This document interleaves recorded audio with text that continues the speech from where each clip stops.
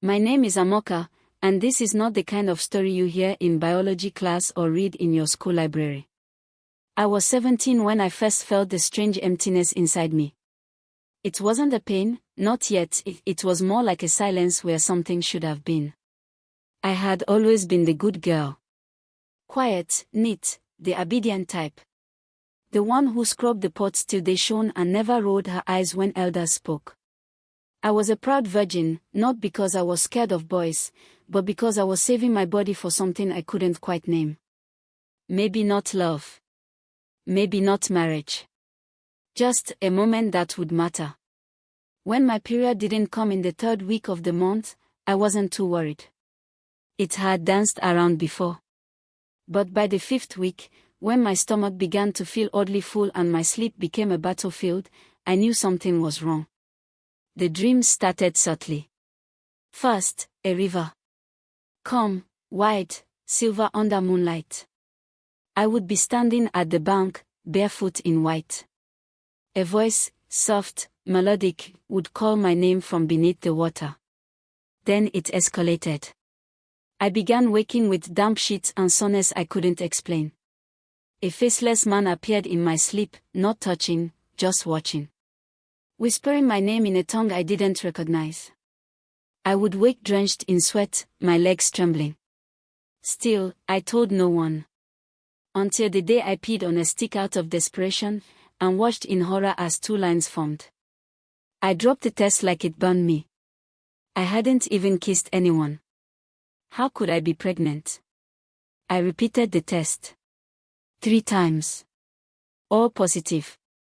I sat across from my mother one morning, barely touching my food. She noticed. "Your period again?" she asked, half joking. I nodded. But inside, I was drowning. Then the symbols began.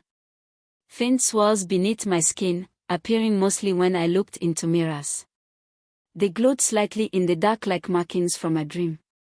One night, I stared into the mirror too long and saw something else behind my reflection. A figure. Watching me. I screamed. That was the night I told my mother everything. She went silent. Her face turned the color of ashes. She didn't scream. She didn't accuse. She simply stood, locked her bedroom door, and pulled out a wooden box I had never seen before.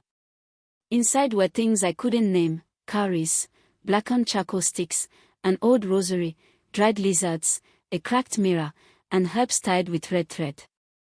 "You are not the first," she said. "My mother's name is Oluchi, but people in the village call her Mama Nena. She was 16 when it happened to her.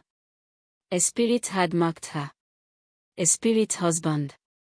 Not a metaphor. A real, spiritual entity that fed on young women in our bloodline. It waits," she said. "Until your body is in between. Not a girl. Not a woman. A gate." We traveled the next morning to a remote place near the edge of Ibadan. A quiet compound hidden behind tall grasses and a crumbling mud wall. It smelled of old smoke and palm oil. There, we met Mama Ebeji. The prophetess looked no older than 50, yet her eyes carried the silence of centuries. She took one glance at me, placed her hand on my stomach, and whispered a prayer. Then she said, "She is not pregnant with a child. She is carrying a doll." I couldn't breathe. Mama Ebeji explained the truth. When a girl in a marked bloodline delays her period, especially after a spiritual transition like turning 17, her womb becomes vulnerable, a crack between words. Something had slipped in through that crack. Not a demon. Not a baby. But a spiritual parasite. A whisperer. It seduces in dreams, feeds on silence, and thrives in secrecy. The rituals began immediately. 7 nights of cleansing. I had to wear white only. No mirrors.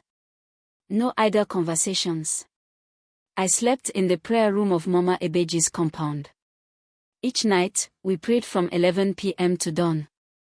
The first night, the mattress moved. No wind. No hands. It just lifted. On the third night, the creature came, angry. The room grew colder than harmattan wind. The roof groaned. My body froze, my mouth opened but no voice came out. Then Mama Ebeji poured black oil on my head and shouted, "By fire, return to your hole." The spirit screamed inside my head. I bled that night. But it wasn't period blood. It was black. Thick. Cold. On the sixth day, Mama Ebeji said, "He will offer you a deal. Do not accept." That night, the shadow returned, but this time, it had a face. Beautiful. Gentle. Familiar. It looked like my late father. It sat at the foot of the mattress and said, "You can have peace. You can have power.